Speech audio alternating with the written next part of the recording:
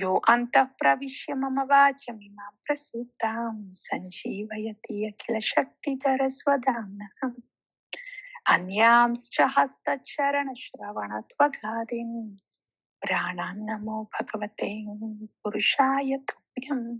See how the internal energy has entered into Dhruva, and he's saying, yes, you have filled me with this, your Shakti, internal energy, and I feel it. Dhruva is saying, I'm feeling it in my hands, in my feet, in my skin, and in my very prana, Bhagavan.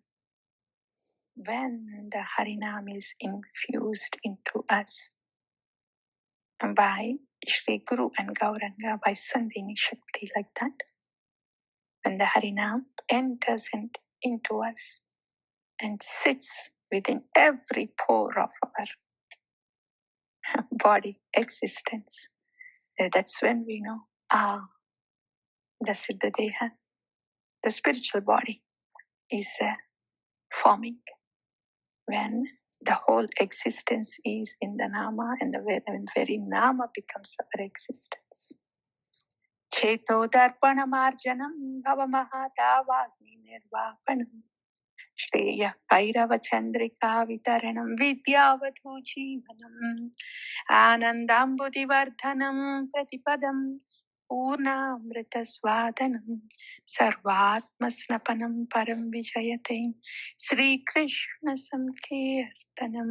We should allow Sri Harinam Prabhu to enter into us, Krishnaize us, so much so that only he exists. In order to serve him, and then he has to give us a transcendental body to serve him. Trinadapi namna makari bahudam nija sarva shakti tatrarpitani amita smaranena kalam etadrishi tava kripa bhagavan mama dhotaiva mitrishamiha janina anuraga. So this Siddha Deha comes from the holy name given by Guru. There is no looking around. This is all in all. Trinadapi sunichena tarorivasahishna amani namanadena kirtaniya sada hari. Because it's not the ordinary Mahamantra, and not ordinary mantra. This is Prema Nama by Gaurachandra.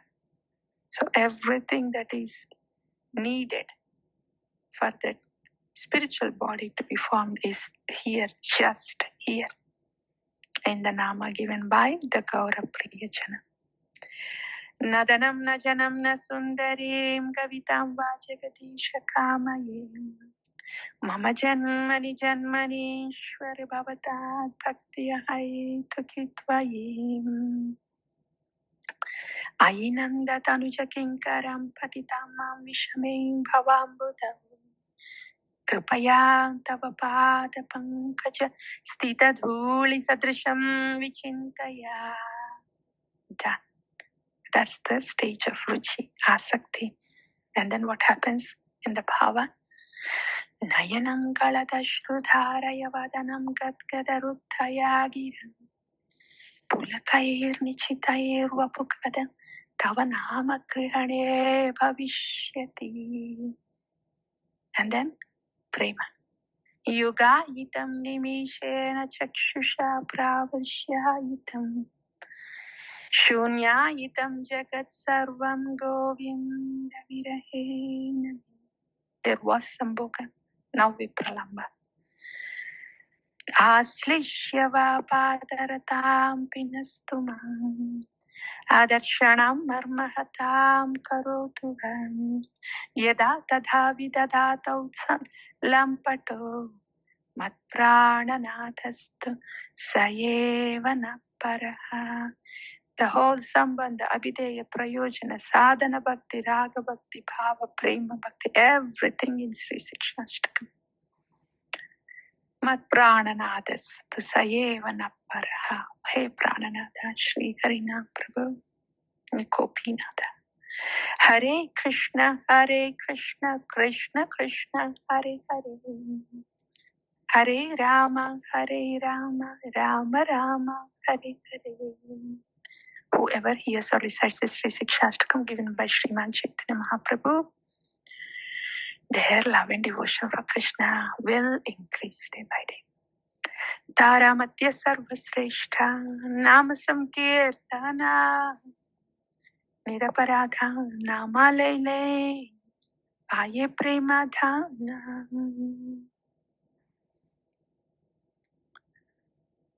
Atayeva nama matra vaishnavera dharma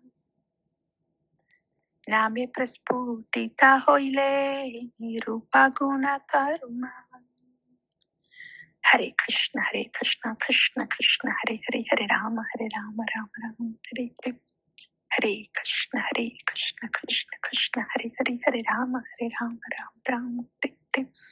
Hare Krishna, Krishna Krishna, Hare Hare, Hare Rama, Rama Rama, Hare Hare. प्रेम से को श्री कृष्ण चैतन्य प्रभु नित्यानंद श्री अद्वैत गदाधर श्रीवासादि गौर भक्तवृंद की जय। श्री हरिनाम प्रभु की जय। श्री शिक्षाष्टकम की जय। आचार्य भगवान